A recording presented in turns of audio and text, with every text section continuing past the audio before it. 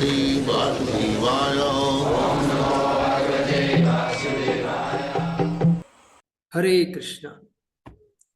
तो सभी भक्तों का हार्दिक स्वागत है श्रीमद् भागवतम प्रतिदिन क्लास में।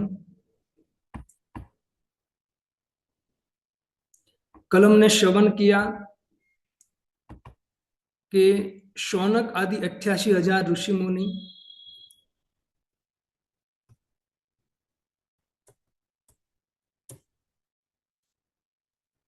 सुत गोस्वामी को कहते हैं कि आप समस्त प्रकार के ज्ञान को अर्जित किए हुए हो, पुराण को जानते हो। त्वयि खलु पुराणानि इतिहासानि चानघ। आप पाप से रहित हो, आप इतिहास जानते हो, रामायण महाभारत आदि। आप समस्त पुराणों को जानते हैं। इससे कृपा करके इस धर्म शास्त्र की व्याख्या कीजिए। अब आज हम श्रवण करेंगे श्रीमद् भागवतम स्कंद 1 अध्याय 1 श्लोक क्रमांक 7। ये आप जो श्लोक है वो धैर्य पूर्वक श्रवण करिए। थोड़ा सा मैं आपको ऊपर ले जाने वाला हूं, तो ऐसा ना हो कि थोड़ा नींद आ जाए आपको। इतना तो नहीं, लेकिन तात्पर्य के अनुसार हम श्रवण करने का प्रयत्न करेंगे। यानि वेद विदाम श्रेष्ठो भगवान बादरायण अन्ये च मुनय सूत परावर विदो विदु। और एक बार, यानि वेद विदाम श्रेष्ठो भगवान बादरायण अन्ये च मुनय सूत परावर विदो विदु। हे सुत गोस्वामी, आप श्रेष्ठतम विद्वान एवं वेदांती होने के कारण ईश्वर के अवतार व्यास देव के ज्ञान से अवगत है, और आप उन अन्य मुनियों को भी जानते हैं जो सभी प्रकार के भौतिक तथा आध्यात्मिक ज्ञान में निपुण है। देखो भक्तों, ये जो 88,000 ऋषि मुनि हैं, वो सुत गोस्वामी को श्रीमद् भागवतम श्रवण करने की वो जिज्ञासा कर रहे हैं। लेकिन श्रीमद् भागवतम श्रवण करने से पहले जो सुत गोस्वामी हैं उनका गुणगान कर रहे हैं, है ना। उनका गुणगान कर रहे हैं कि प्रभु आप में कितना गुण है, आप पर कितनी भगवान की गुरु की कृपा है, ये सब कह रहे हैं। यहां कहते हैं यानी वेद विदाम श्रेष्ठ हो, कि आप वेद विदाम और वेदांती है, उसमें भी श्रेष्ठ है आप। वेद विदाम का अर्थ क्या होता है? वेद विदाम का अर्थ होता है कि वेद के एक एक शब्द को धारण किया है, और खाली धारण नहीं किया है। ऐसा नहीं है कि एक वेद के एक एक शब्द को खाली कंठस्थ कर लिया है ना। बहुत लोग ऐसे होते हैं, हम जब बोलते हैं कि प्रभु जी आपको एक कंठस्थ करना है, तो रट कर आ जाते हैं और रट कर आकर लिख देते हैं। हमको लगता है कि नहीं, बहुत बेस्ट है, लेकिन जब उसको बोलने को कहे तो उनके लिए बहुत मुश्किल हो जाती है। लेकिन यहाँ कहते हैं बोलने और आचरण में मुश्किल हो जाती है। लेकिन यहाँ कहते वेद विदाम, मतलब आप वेद के एक एक शब्द को धारण किया है, और दूसरा खाली धारण नहीं किया, याद नहीं रखा है आपने, खाली पढ़ा नहीं है, क्या किया है? साक्षात्कार किया है वेदों का। एक एक शब्द का साक्षात्कार किया है, खाली रट्टा नहीं मारा है आपने। और कहते कि उसी साक्षात्कार के द्वारा आप आचरण करते हो। इससे कहते वेद विदाम श्रेष्ठ हो। जो वेद लोग वेद जानते हैं उसमें भी श्रेष्ठ आप है प्रभु। वेदांती, हम कहते हैं कि वेदांती। प्रभुपाद जी को एक विरुद्ध मिला भक्ति वेदांत। क्यों? क्योंकि उसने वेदों का सार भक्ति प्रदान किया संसार को। इससे उनका एक विरुद्ध मिला जिसका नाम था भक्ति वेदांत। देखो, वेदांत का अर्थ है वेदांत, मतलब वेद का कंक्लूशन क्या है? भगवान की भक्ति, और उससे जीव का कल्याण होगा। लेकिन आजकल दुर्भाग्यवश वेदांत का अर्थ व्यक्ति क्या कर देता है? वेद का अंत कर देता है व्यक्ति। वेद का सार जानता नहीं है और व्यासपीठ पर बैठ जाता है। व्यासपीठ पर बैठकर वो वेद को पढ़ता है, मतलब वेद को सुनाता है।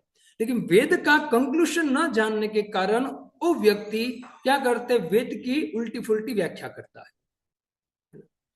तो वेद को कंक्लूशन सुद गोस्वामी जानते थे, इससे उनको कहा गया वेद विदाम, उसमें भी श्रेष्ठ हो।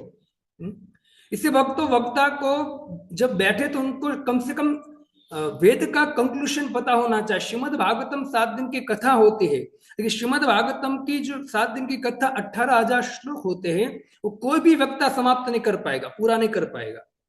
तो उनको क्या करना चाहिए, उनको बुद्धिमान बनना चाहिए सुद गोस्वामी की तरह। उनको श्रीमद् भागवतम का सार, मतलब उस वेद का सार क्या है, भक्ति, भक्ति को 7 दिन में प्रस्तुत करना चाहिए, जिससे जो सामने वाले श्रोता है उसमें भक्ति प्रकट हो। ये उनको करना चाहिए, है ना। इससे वेदों का सार, मतलब वेदों का सार प्रस्तुत करना चाहिए। तो यहाँ सुद गोस्वामी को कहा है कि वेद विदाम, मतलब आप वेदांति, वेद के कंक्लूशन को जानते हैं।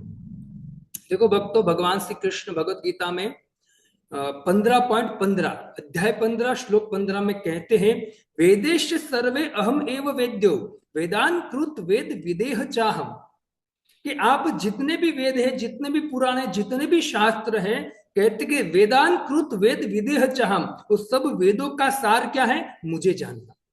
और जो व्यक्ति मुझे जानता है, समझो उस समस्त वेदों को पढ़ चुका है, समस्त वेदों को आत्मसात कर चुका है, वो तब जाके वो भगवान की भक्ति में लगता है।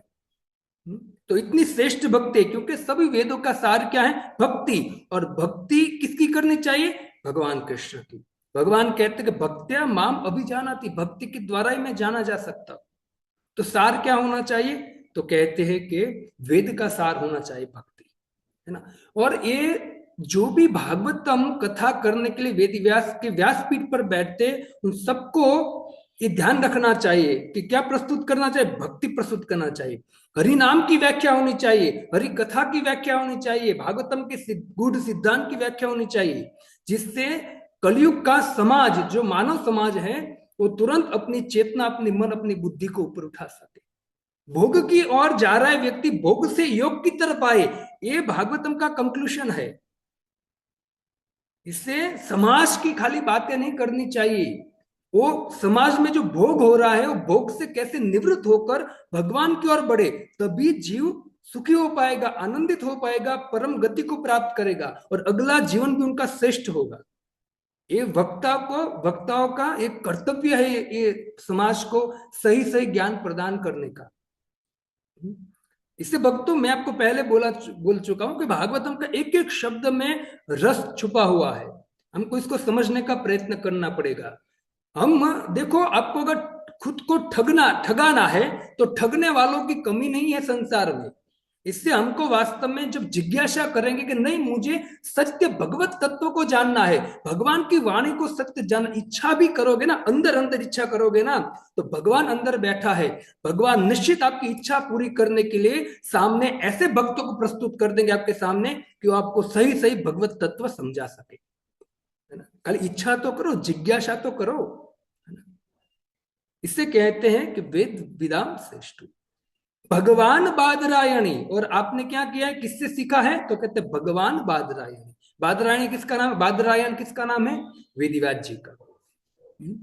भगवान क्या बोला गया है उनको, भगवान। इससे मैंने बोला कि वेदव्यास जी ने जो भी शास्त्र लिखे हैं, वो साक्षात भगवान है। मैं आगे और थोड़ा विस्तार करूंगा कि वेदव्यास जी ने श्रीमद् भागवतम में कल्प भेद की कथा लिखी है, कल्प भेद के सिद्धांत दिए हैं, है ना। अनेक कल्प भेद के श्लोक दिए हैं, और रूप के द्वारा लिखा है, रूप में लिखा है उनको। ऐसा कोई मानव मनुष्य, कोई सामान्य कर ही नहीं सकता है, साक्षात भगवान कर सकते हैं। और वेदव्यास जी है, बादरायण उसका नाम है, क्योंकि बद्रिकाश्रम में उसने एक बेर के पेड़ के नीचे तपस्या किया था, इससे उनका नाम पड़ा बादरायण। इससे उनको भगवान कहा गया है। देखो, भगवान के 6 प्रकार के अवतार होते हैं। पहला गुणावतार, दूसरा पुरुषावतार, तीसरा युगावतार, चौथा लीला अवतार, पांचवा मनमंत्र अवतार, और छठा सत्तावेश अवतार। ये 6 प्रकार के अवतार होते। इसमें जो वेदव्यास जी हैं, वो भगवान के 27 अवतार है। 27 अवतार का अर्थ क्या होता है, उनका अर्थ होता है कि भगवान कोई एक जीव में सामान्य जीव में भगवान अपनी शक्ति को संचार करते हैं, और जैसे सामान्य जीव में शक्ति की संचार करते हैं भगवान अपनी, तो जीव जो होता है वो बड़े से बड़ा कार्य करता है। जैसे वेद व्यास जी ने किया, समस्त वेदों को लिपिबद्ध किया, और लिपिबद्ध करना आसान नहीं है। हमको तो कुछ एक लेक्चर 1 घंटे का सुना, उसमें से कुछ चीज लिखनी है, पेपर में देना है, तो भी कितनी बार सोचना पड़ता है क्या कहा प्रभु जी ने। विचार कीजिए, वेद व्यास जी एकदम भगवान की शक्ति थी वेद व्यास जी, इसलिए उनको 27 अवतार बोला गया है।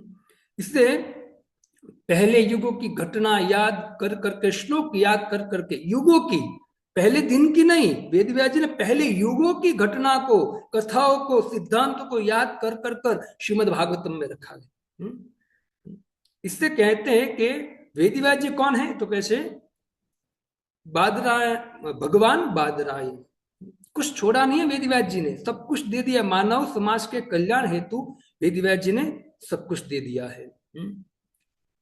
और कहते हैं आगे, अन्य च मुनियो, श्लोक में ध्यान दीजिए आप, अन्य च मुनियो, सुद गोस्वामी को 88,000 ऋषि मुनि कहते हैं कि प्रभु वेद व्यास जी का तो आपने ज्ञान ग्रहण किया है, लेकिन अन्य च मुनियो, दूसरे जो अनेक अनेक मुनि हैं, है ना, उनका भी आपने ज्ञान प्रदान किया, ग्रहण किया है। कौन कौन मुनि हैं?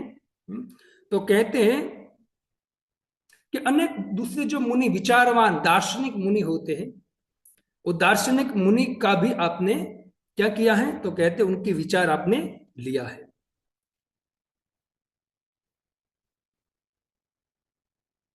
देखो, आपको मैं जब कभी यहाँ सेंटर में आओगे तो शायद मेरे पास है, मैं दिखाऊंगा आपको। मेरे पास वेदांत सूत्र है। क्या है? वेदांत सूत्र। पहले वेद व्यास जी ने समस्त वेदों का सार एक वेदांत सूत्र लिखा है ना, वो भी बहुत बड़ा ग्रंथ है, वेदांत सूत्र लिखा। अब वो सब वेदों का सार वेदांत सूत्र, कंक्लूजन आ गया। लेकिन कहते हैं कि वेदांत सूत्र मतलब वेदों का अंत, मतलब वो सार दे दिया, उसका नाम था वेदांत सूत्र। लेकिन वेद व्यास जी ने ये कलयुग के लोगों का और उद्धार करने के लिए उसी वेदांत सूत्र का भी भाष्य, वेदांत सूत्र का भी सार श्रीमद् भागवतम दे दिया। तो विचार कीजिए, हम एक हमारी भाषा में कहें तो बाप का भी बाप है ना, एक तो बाप है कौन? वेदांत सूत्र, और उनका भी बाप किसको बना दिया? भागवतम, क्योंकि सार है, एकदम सार है इसे भक्तों। और उस सूत्र की रचना किया श्रीमद् भागवतम, है ना। देखो यहाँ कहा गया अन्य च मुनियो, वेद व्यास जी सुद गोस्वामी की 88,000 ऋषि मुनि कहते कि प्रभु अन्य दूसरे अनेक मुनि हैं जिसका भी भागवतम और वेदों पर अनेक मत है। तो उसके विषय में कहते हैं कि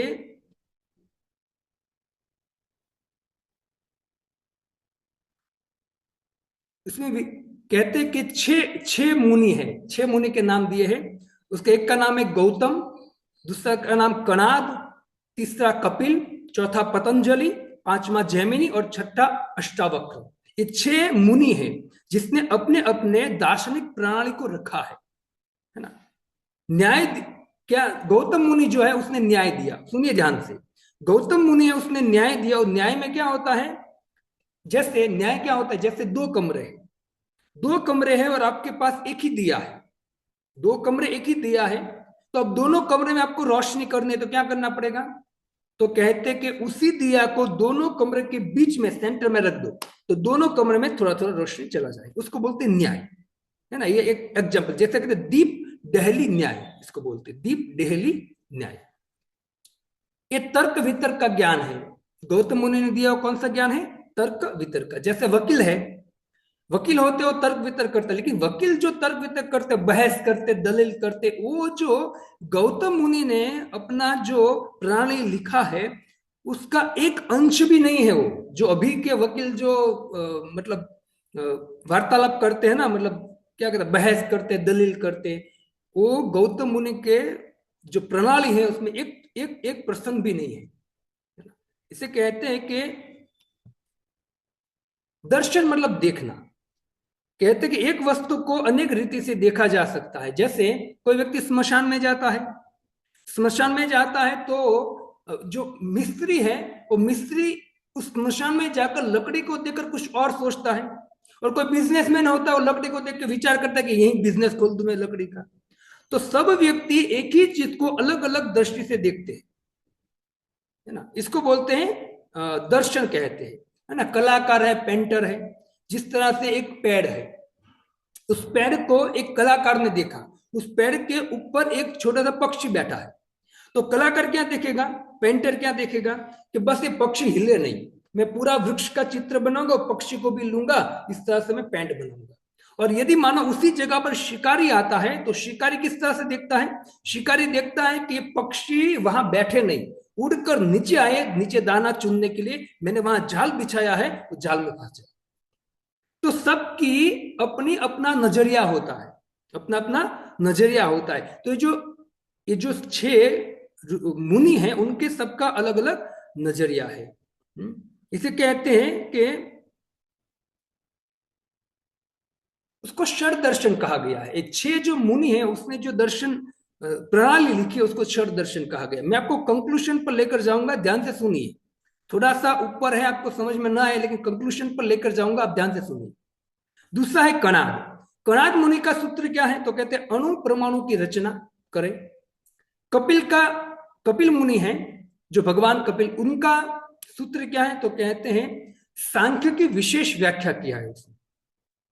जैसे 5 तत्व, भूमि, अग्नि, वायु, आकाश और पृथ्वी, 5 तत्व दिया, फिर 5 विषय दिया, 5 ज्ञान इंद्रिय दिया, 5 कर्म इंद्रिय दिया, फिर कहते हैं मन, बुद्धि, अहंकार, आत्मा और परमात्मा, ये 25 तत्व दिया है।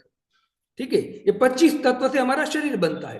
देखिए 25 तत्व को कहते हैं कि एक एक करके अलग अलग से समझाना, उसको बोलते सांख्य। आप 3रा स्कंद पढ़ोगे भागवतम का, तो कपिल भगवान ने ये सब अलग अलग करके सब कुछ बहुत सुंदर रीति से समझाया है। तो इसको बोलते हैं सांख्य। किसने दिया है, तो कहते हैं कि कपिल मुनि ने। समझ में आया ना आपको, ये सांख्य किसको कहते हैं। और फिर कहते हैं पतंजलि। पतंजलि योग आपने सुना। तो पतंजलि जो योग सूत्र है की रचना चित्त वृत्ति निरोध, मतलब चित्त की वृत्ति को नियंत्रण करने के लिए ये पतंजलि ने योग सूत्र की रचना किया है। मन, शरीर, बुद्धि को कैसे नियंत्रण किया जाए, वो किसने दिया है, पतंजलि ने।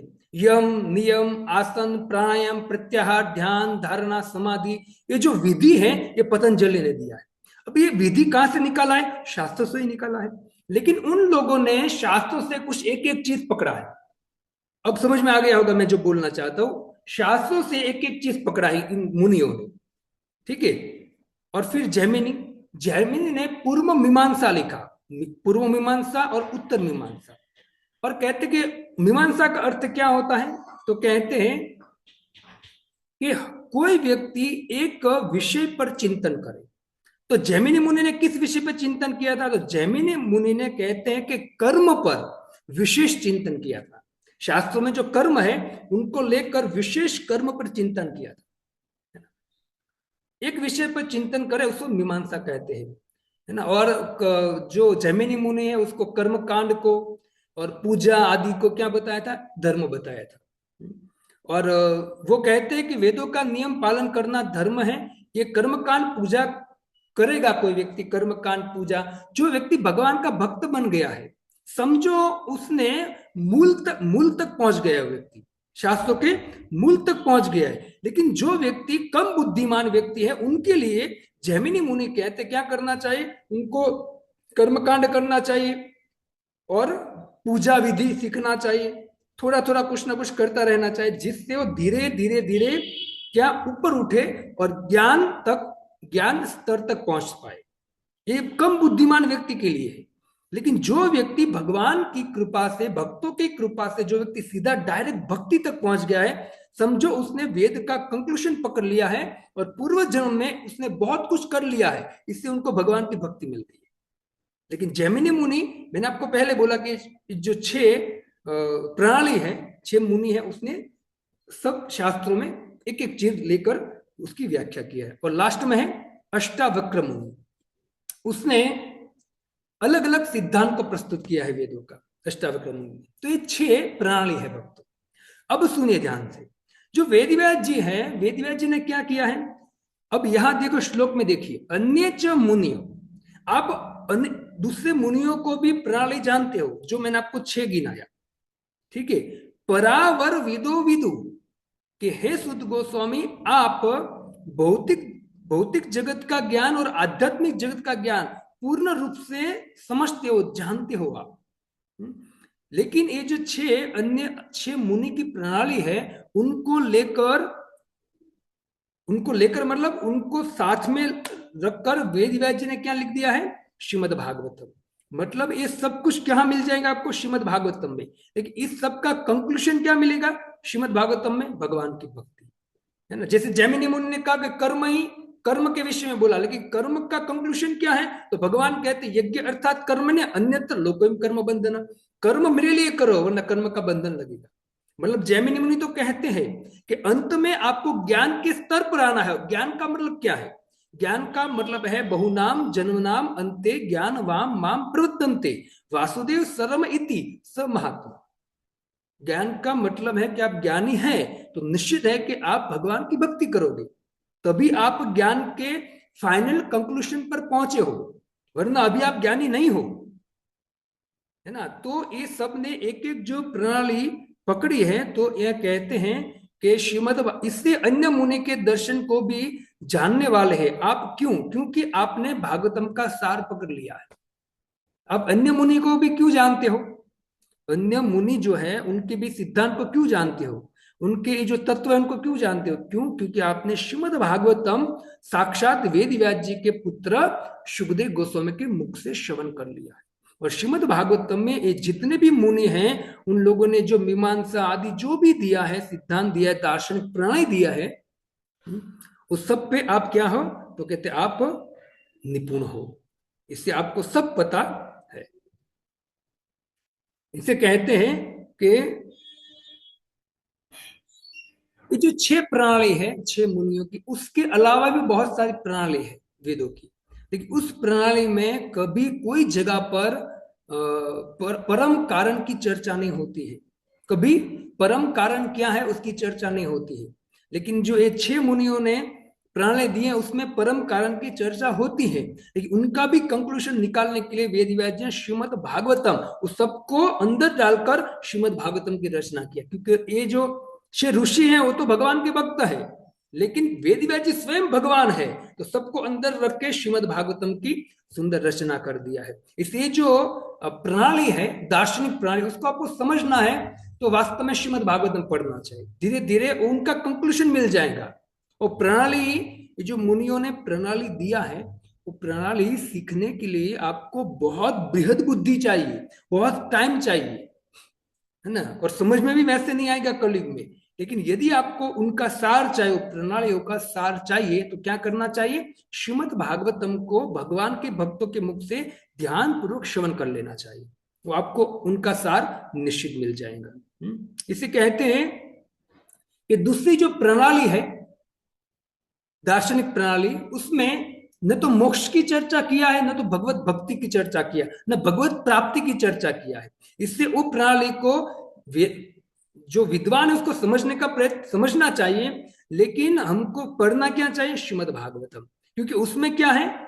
भगवत भक्ति, भगवत प्राप्ति और मोक्ष, वो सब कुछ श्रीमद् भागवतम में दे दिया है ना। इससे हमें क्या करना चाहिए? भागवतम को पढ़ना चाहिए।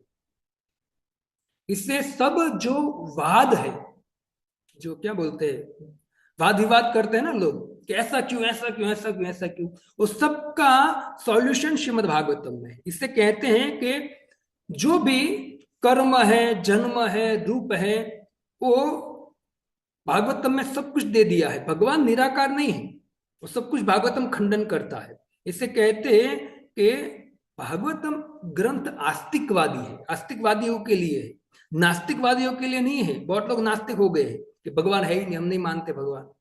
लेकिन भागवतम ग्रंथ जो आस्तिक है, भगवान में श्रद्धा रखते हैं, उनके लिए है। और वो व्यक्ति श्रीमद् भागवतम से दिव्य गति को प्राप्त कर सकता है। और आगे कहते हैं कि ये जो सब कुछ जानते थे सुद गोस्वामी, मतलब वो उपयुक्त शिक्षक थे सुद गोस्वामी। और उपयुक्त शिक्षक होने के कारण कहते हैं कि वो अपने ज्ञान के कारण भक्तों की कृपा के कारण वो व्यासपीठ पर बैठने के पूर्ण तरह योग्य थे। इससे समस्त ऋषि मुनि उनको प्रेम से आसन दिया और व्यासपीठ पर बिठाए, क्योंकि वो योग्य थे, वो सब कुछ जानते थे।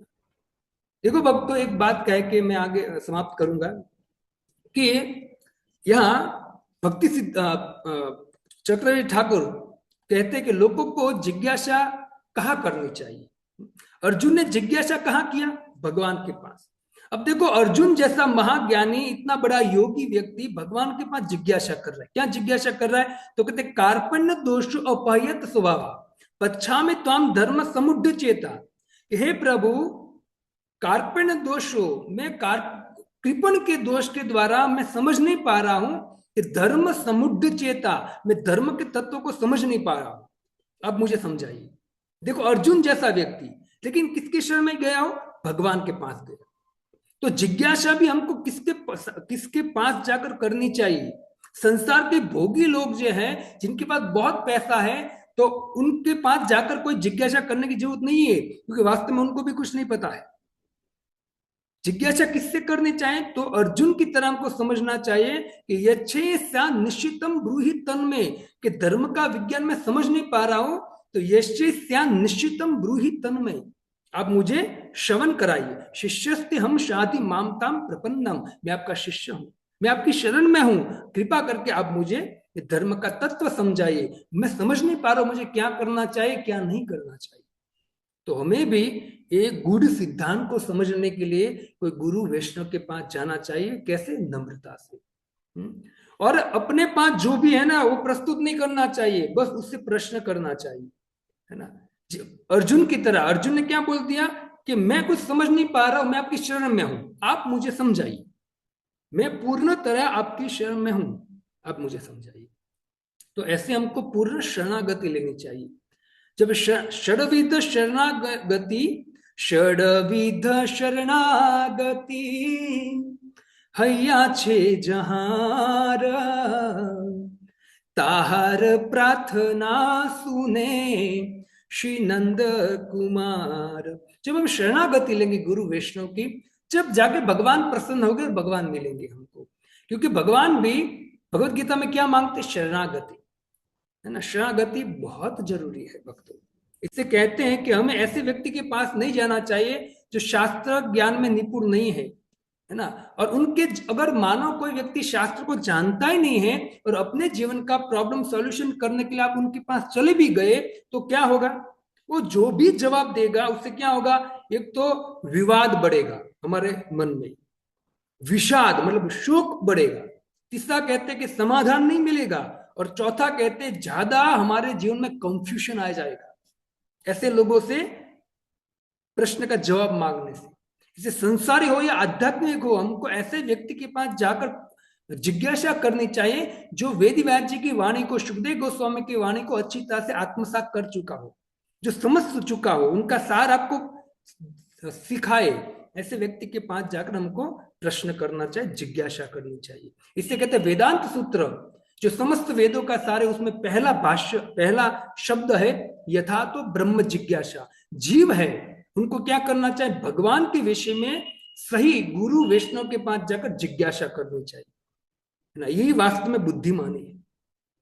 और आगे कहते हैं हम ज्ञानी तत्वदर्शी जो शास्त्र जानते हो, उनके पास जाकर जिज्ञासा करनी चाहिए। परंपरा ज्ञान को ग्रहण करो। हम ख्यातिवान, देखो, परंपरा के ज्ञान को ग्रहण करना चाहिए। हम क्या करते हैं? संसार के लोग क्या करते हैं? ज्यादातर ख्यातिवान वक्ता होता है ना, जो यूट्यूब में, आस्था में आता है, बड़ा ख्यातिवान, उसको लोग बहुत पूछते हैं। ख्यातिवान वक्ताओं से सुनना चाहते हैं लोग, चाहे वो भक्तिहीन हो, वो खाली अपनी वाणी के द्वारा, अलंकारिक वाणी के द्वारा खाली बोलता हो, उसमें भक्ति ना हो, लेकिन हो गया फेमस, क्योंकि कलयुग में तो यही होने वाला है। तो लोग किससे सुनना चाहते? ऐसे व्यक्ति से सुनना चाहते हैं। लेकिन कहते हैं कि ऐसे ख्यातिवान व्यक्ति से सुनने की वो नहीं करनी चाहिए। किससे सुनने का प्रयत्न करना चाहिए? जो गुरु शिष्य परंपरा में दीक्षा ले चुका है, और गुरु शिष्य परंपरा जो भगवान से चली आई है, वही ज्ञान को यदि प्रस्तुत कर रहा है भक्ति के साथ, तो ऐसे व्यक्ति से सुनना चाहिए। ख्यातिवान व्यक्ति से सुनने का इच्छा नहीं रखना चाहिए, है ना। भक्त से सुनने का इच्छा रखना चाहिए, तभी हमारे जीवन में ज्ञान उतरेगा, भक्ति उतरेगी और जीवन के अंत में भगवान की कृपा और भगवान की प्राप्ति होगी। तो भागवतम इस तरह से श्रवण करने का प्रयत्न करना चाहिए, है ना। इससे, क्योंकि वो जो ख्यातिवान व्यक्ति हो सकता है कि वो बोल रहा है, बहुत अच्छी वाणी से बोल रहा है, लेकिन उनकी ज्ञान जो आपको प्रस्तुत कर रहा है वो ज्ञान का कोई आधार ही ना हो, ऐसा भी हो सकता है ना। इसलिए हमको क्या करना चाहिए, परंपरा की छत्र छाया के नीचे आकर भागवतम गीता भगवान के संदेश को श्रवण करना चाहिए, जिससे अंत में हम भगवान की प्राप्ति कर सके, है ना। इसे भक्तों हरि कृष्ण महामंत्र जपिए ध्यान पूर्वक, हरे कृष्ण कृष्ण कृष्ण हरे हरे, हरे राम राम राम हरे हरे। ये जो समस्त ज्ञान है वो धीरे धीरे भगवान आपके हृदय में स्फुरित करेंगे, ठीक है। हरे कृष्णा। शिला प्रभुपाद की जय। श्रीमद् भागवतम महापुराण की जय। कल हम 8वां श्लोक श्रवण करेंगे, ठीक है। हरे कृष्णा कृष्णा कृष्णा हरे हरे, हरे राम राम राम हरे हरे।